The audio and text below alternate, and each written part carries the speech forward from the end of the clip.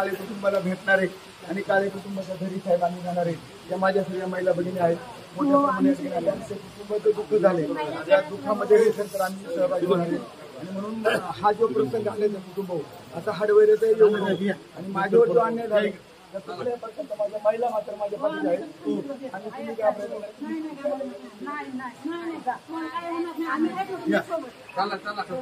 अध्यक्ष